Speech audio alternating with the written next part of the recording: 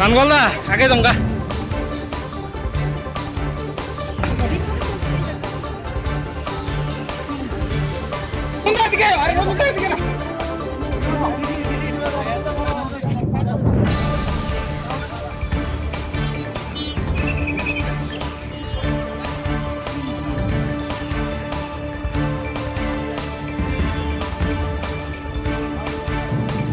আগরতলার বিধায়ক স্বাস্থ্যমন্ত্রী ছিলেন, উনি সমস্ত গরিবদের জন্য সব ফ্রি করে গেছেন।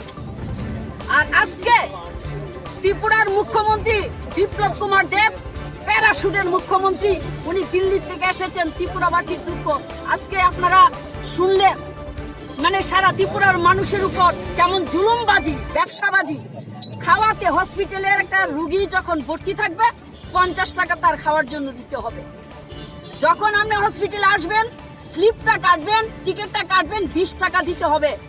ডাক্তার দেখাবেন, 30 টাকা দিতে হবে। একদম ব্লাড টেস্ট থেকে একদম ইসিজি, একদম অক্সিজেন পর্যন্ত, ন্যূনতম অক্সিজেন এটা 50 টাকা, ঘন্টায় 50 টাকা। এটা কি আমাদের ত্রিপুরার মুখ্যমন্ত্রী বিপ্লব কুমার দেব উনার কি এটা প্রপার্টি পেয়েছেন নাকি?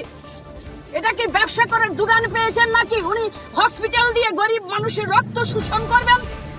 যারাদের টাকা আছে চিকিৎসার জন্য বাইরে যারা তারা ধনী মানুষ, আর আমাদের ত্রিপুরার খেটে খাওয়া মানুষ, বেকার যুবক যারা আছেন তারা অসুস্থ হলে এই মেডিকেল কলেজে আছেন সরকারি।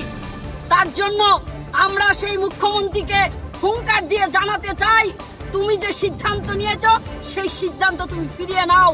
গরিবের রক্ত শোষণ করো না। তোমার যদি ব্যবসা বাণিজ্য করতে হয়, ত্রিপুরায় অনেক ময়াল জায়গা পড়ে আছে, সেইখানে তুমি দোকান ঘর করে ব্যবসা বাণিজ্য করো। আমাদের গরিব ত্রিপুরাবাসীকে তুমি বাঁচাও।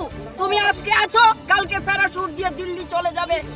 আমরা এই ত্রিপুরায় আমাদের জন্মভূমি, এই ত্রিপুরাতে আমাদের কর্মভূমি। আমরা ত্রিপুরার মানুষের পাশে থাকি, কাজ করি, আমরা আগামী দিন থাকবো।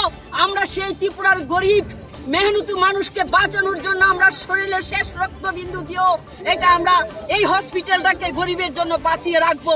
এটা আমাদের প্রতিজ্ঞা।